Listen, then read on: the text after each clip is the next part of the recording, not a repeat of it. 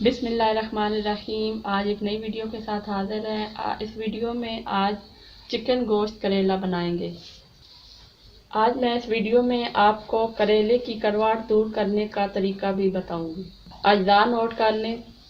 लहसुन अदरक का पेस्ट, ज़ीरा, गरम मसाला पिसा हुआ, खुश्क धनिया, नमक, हल्दी, सब्ज़ मिर्च, हरा धनिया, प्याज, टमाटर, गोश्त, ऑयल और करेले।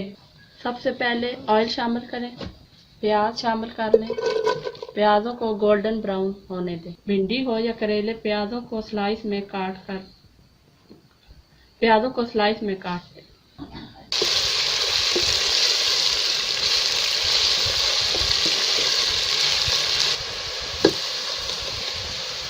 करेले बनाते वक्त प्याज को लाइट ब्राउन करना चाहिए। अब इसमें लहसुन और अदरक का पेस्ट शामिल कर लें।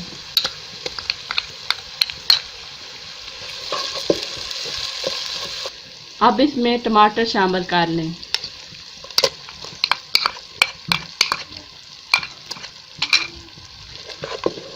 और अच्छी तरीके से भून लें। टमाटर अच्छी तरीके से गल गए हैं। अब इसमें नमक शामिल करते हैं,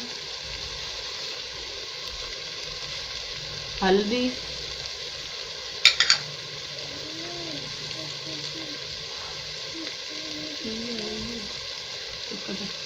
खुश्क धनिया,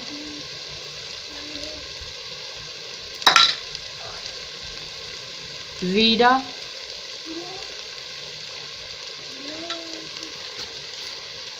सब्ज़ मिर्च और अच्छी तरीके से मिक्स कर लें।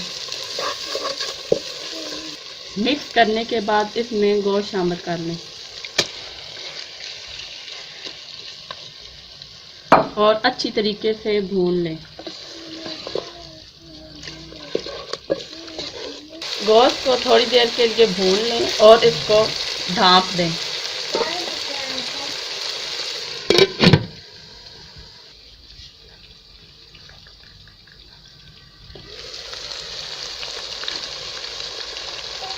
मैं सुरख मिर्च नहीं इस्तेमाल करती, मैंने सब्ज़ मिर्च इस्तेमाल की है। अगर आप चाहें तो सुरख मिर्च भी डाल सकती हैं।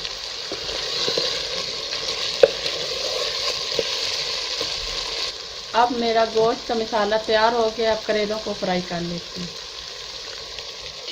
अब करेले फ्राई कर लेते हैं। सबसे पहले थोड़ा सा ऑयल। करेलों को डीप फ्राई नहीं करना। करेलों की कड़वाहट कम करने के लिए इसको 1 घंटा पहले नमक लगाकर छोड़ दें और 1 घंटे बाद धो लें। इसकी कड़वाहट मज़ीद कम करने के लिए हम इसे फ्राई करेंगे और इसे डीप फ्राई नहीं करना।